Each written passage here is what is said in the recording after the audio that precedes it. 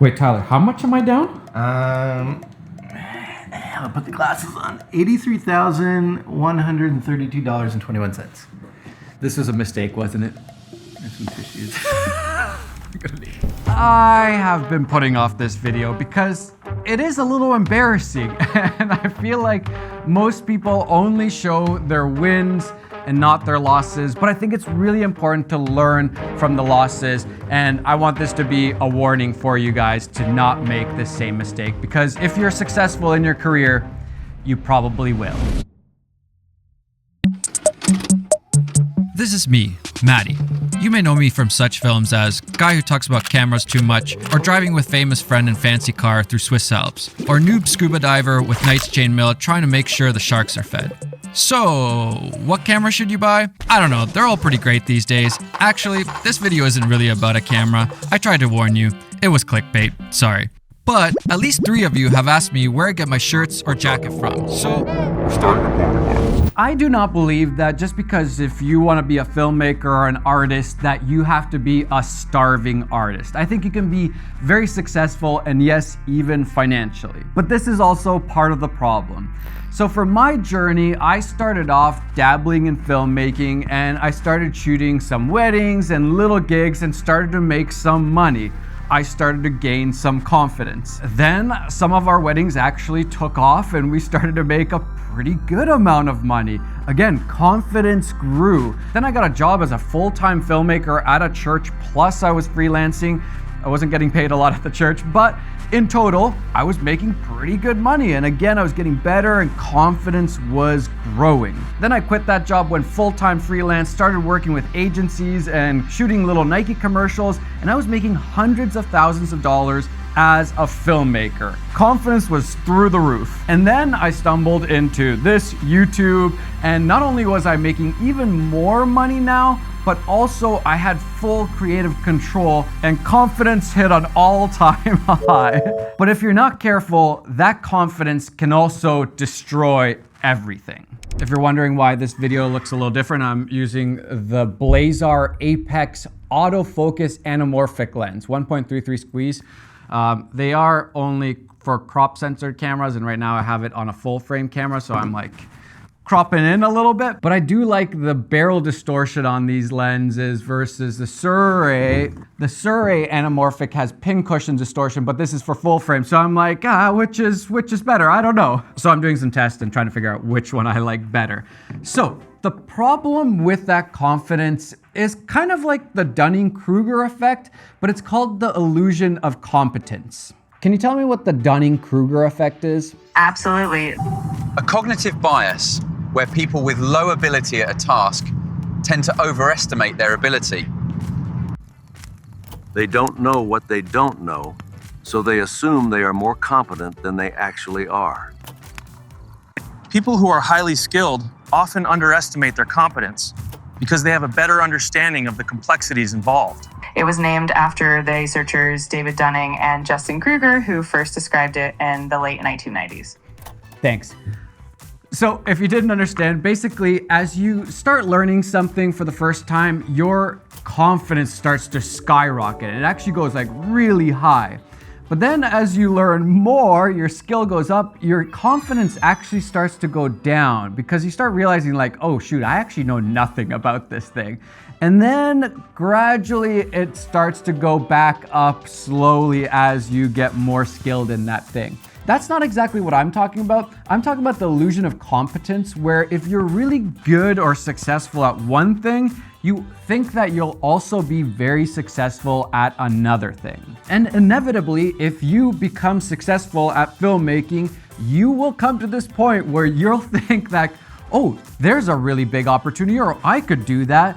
And you take a chance on something new because you're full of confidence and you think you can definitely do that other thing too. You can do it way better than those guys that have been working on it for tens of years. And this is where my mistake happened. Some of you might be guessing it's the Arri Alexa Mini LF.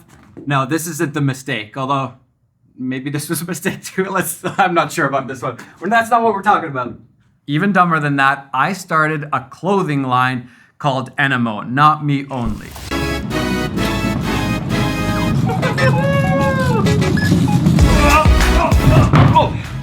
Finally, after a year of hard work, a lot of time spent planning, we've launched NMO Not Me Only.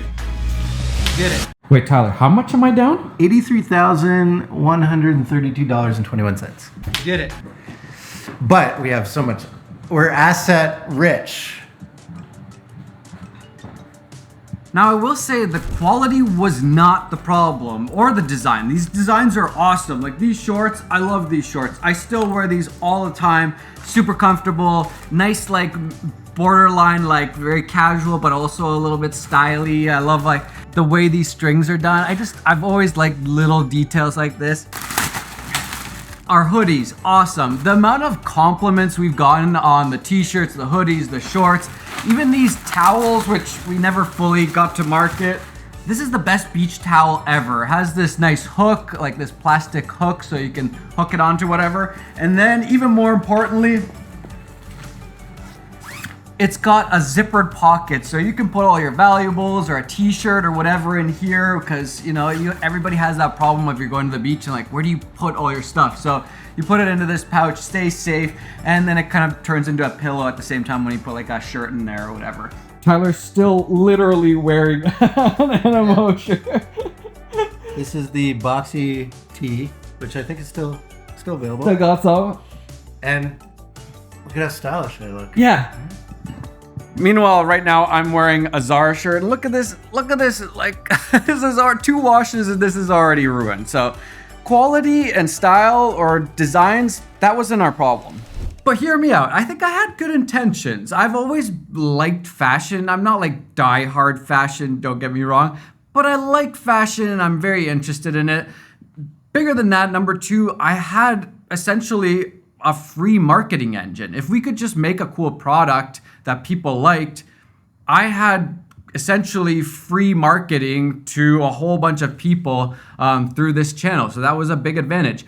Plus, I met some really talented designers, people that really knew fashion in Norway, and they were kind of like my experts that I could rely on. So I thought we have a good chance here. But the problem is that it was outside of my field of expertise. I didn't know what I was getting myself into. There was way too many variables that I didn't know of, or I couldn't have known. Like, for example, COVID happened. I couldn't have known all of these supply shipping issues that would happen, but maybe I should have known that there's at least a possibility of things like that happening. And in the end, I'm just not into fashion as much as I am filmmaking. Filmmaking is my thing. And that is the big mistake that I made. I went kind of too far outside of my lane. If I would have just focused on Human Video Co., which is all of the filmmaking tools that I use to make my videos, we're just putting them out there for you guys. You guys can also purchase those. If I would have focused on that, or Creator Camp, where we mentor future YouTubers and people that are doing YouTube right now, leveraging all the things that I've learned as a YouTuber and the things that I'm doing to be successful in YouTube, whether it's the tutorials or the courses that we've made on how we do YouTube, or actually getting feedback on your channel, getting feedback on your videos. These are inside of my lane of expertise. I know filmmaking, I know YouTube. Both of these things are clearly in my kind of field of expertise, whereas fashion and clothing, not so much. Or I should have just spent that time and money on my channel, the thing that was already working so well. Why was I trying to reinvent the wheel when I could just put more time and effort and money into this channel that was already doing so well? NMO, the only real advantage I had was this free marketing engine, but it wasn't using all of my advantages, just like kind of one piece of it. And I ended up putting a lot of time, that's probably the thing I regret most, and a lot of money into something that did not make me money, and it didn't really build my brand or do the things that would have been worth it even if it lost a little bit of money. And I'm not the only one here. A lot of people make this exact same mistake. They get successful in one thing and they think, oh, I can definitely do that other thing too. Those guys suck at it. Like, I can do that. Whether it's a filmmaker thinking like, oh, I can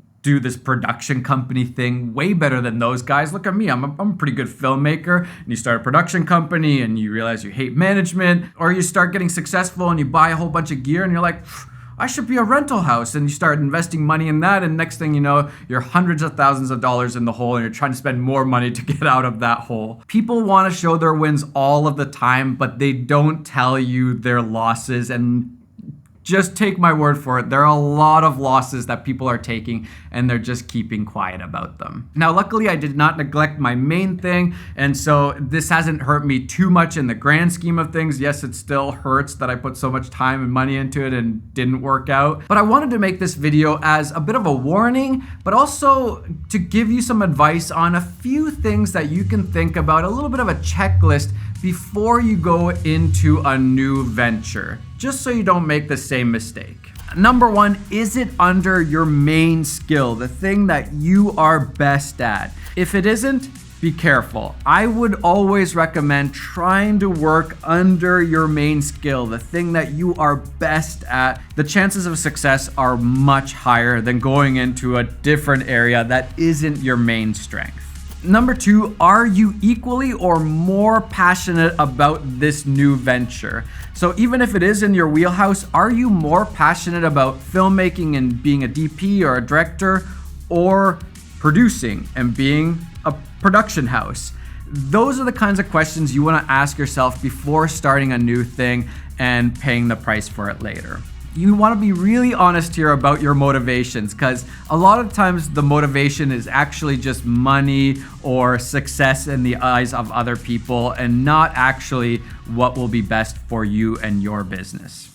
Number three, have you done your research? Just because you're good at one thing doesn't mean now you know everything about something totally different. You need to do your research, and even better, talk to experts in that field. Figure out the right people to talk to, ask a lot of questions, and maybe even try to get some of those people on board, because that's gonna help a lot if it is just like on the edge of what you are really good at. And especially if it's outside of your main skill, definitely get other people who are experts in that field to help you out, because trust me, you do not know everything. Number four, should you instead be focusing on the thing that's already working? You've become successful, you're really good at this thing already. Should you be putting more gasoline onto that fire, or starting a completely new fire over here? That's a really interesting and important question to ask, and I think a lot of times we just kind of overthink things, and we think that we need to reinvent the wheel when we already have something that's so successful. And if we just put even more time or effort or a little bit of financial investment into it, it could grow exponentially and with much less risk than starting something completely new. And then number five, if you think it's worth going with this new venture, then assume you're an idiot. And what I mean by that is come into it with humility. Just know that you do not understand everything about this new thing, but at the same time, have the confidence to know that I'm gonna figure it out. And I think with that combination, you'll be much less prone to missing some of your blind sides. Whereas if you come in with that confidence that you have from being successful, you're gonna make mistakes, you're gonna make a lot of them, and it could be very, very costly.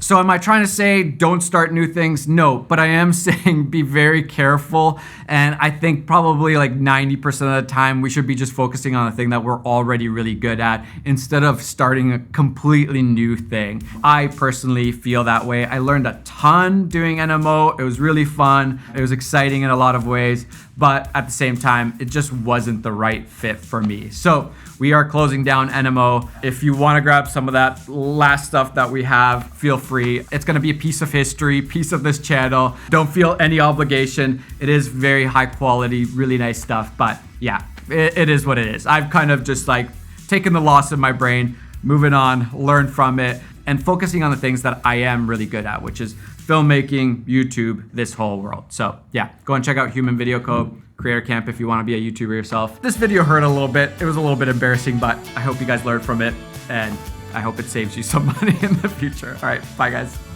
Oh wait, what did you guys think about these lenses? Are they good, bad? I haven't looked at the footage yet, so I'm hoping it's good. Otherwise, it's gonna be a pain. But I think they look pretty good. I just wish they were full frame. That would be really nice. Okay, bye.